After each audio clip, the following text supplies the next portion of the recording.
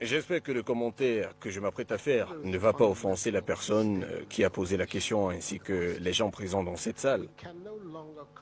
Je pense qu'il y a une erreur fondamentale dans la manière dont le problème est énoncé dans la question de l'intervenant. Nous ne pouvons plus continuer à élaborer des stratégies politiques pour nous-mêmes, nos pays, nos régions et notre continent qui sont basés sur un hypothétique sport des Occidentaux, de la France ou de l'Union européenne.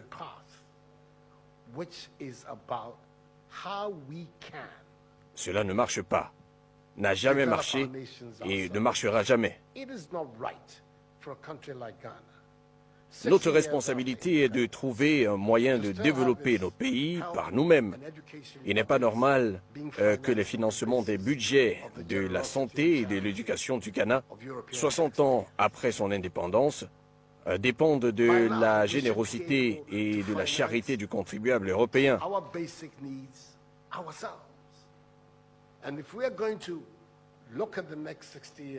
Nous devrons aujourd'hui être à mesure d'autofinancer nos besoins alimentaires et élémentaires. Si nous concevons les 60 prochaines années comme une période de transition dans laquelle nous nous assumerons pleinement, notre destin ne peut plus être soumis à la volonté du contribuable français. Leurs dons et leurs œuvres caritatives sont toujours les bienvenus. Cependant, ce continent africain, après tout ce qui s'y est passé, regorge encore d'eau, d'au moins 30% de la réserve mondiale des minéraux précieux.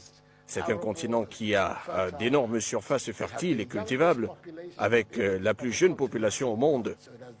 Une population jeune, remplie d'énergie, de dynamisme et de créativité, comme nous l'avons vu lorsqu'elle traversait le désert, ou s'embarquait sur des bateaux de fortune pour traverser la Méditerranée.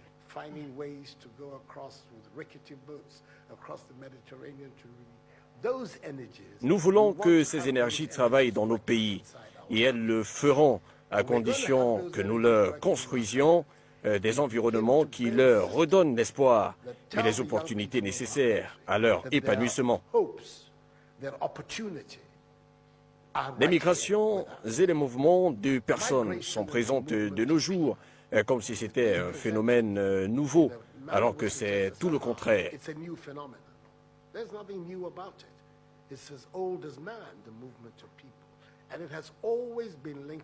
Les migrations sont aussi vieilles que le monde et ont toujours eu les mêmes causes. L'échec de l'endroit où vous êtes à vous fournir une opportunité.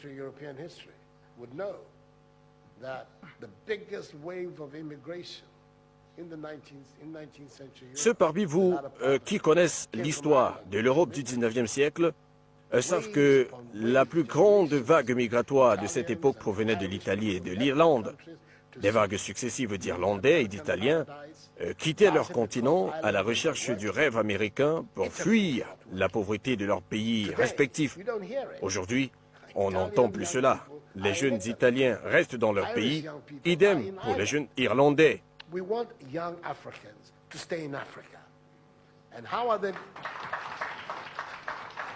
Nous voulons la même chose pour les jeunes Africains, qu'ils restent en Afrique. Pour ce faire, nous devons d'abandonner cette mentalité de dépendance, cette mentalité qui nous pousse à toujours nous demander ce que la France peut faire pour nous. La France n'agit que dans son propre intérêt. Si cet intérêt, quelquefois, peut coïncider avec la nôtre, tant mieux.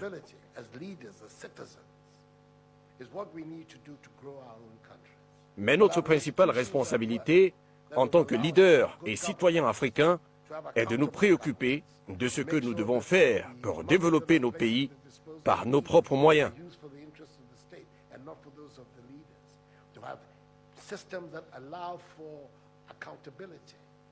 De se doter d'institutions qui fonctionnent et nous permettent d'avoir des gouvernements opérationnels et responsables qui s'assurent que les fonds mis à la disposition de nos leaders sont utiles pour le bien-être du peuple et non aux fins personnelles des dirigeants.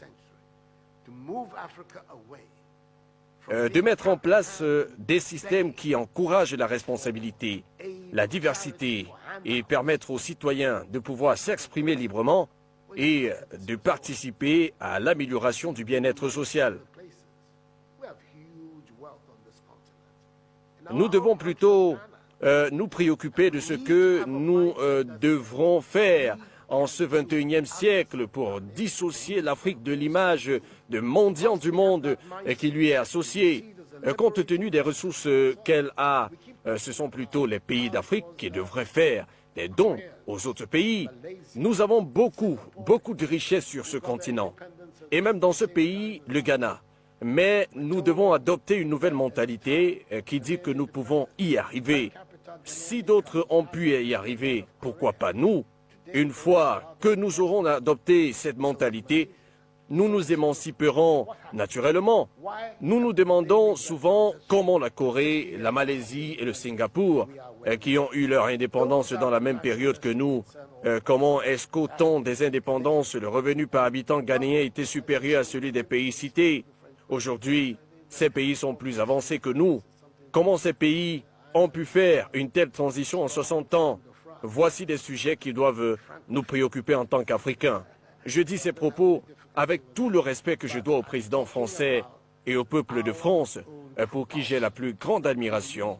Je suis d'ailleurs un grand francophile, mais je parle ici pour les Africains, de ce que nous devons faire pour rendre nos pays opérationnels et créer les opportunités nécessaires afin que notre jeunesse abandonne cette aventure périlleuse vers l'Europe. Nos jeunes n'y vont pas juste parce qu'ils ont envie d'y aller, mais plutôt parce qu'ils y croient qu'il n'y a pas et qu'ils croient qu'il n'y a pas d'opportunité pour eux en Afrique. Voici les principaux enjeux de l'élite africaine d'aujourd'hui. Je réitère que je crois que si nous changeons cette mentalité de mendiant qui dépend des aides et des œuvres caritatives, nous verrons dans les prochaines décennies le développement et l'émancipation du peuple africain. Cette nouvelle mentalité africaine dont les pères fondateurs rêvaient au temps de l'indépendance sera une réalité pour cette génération.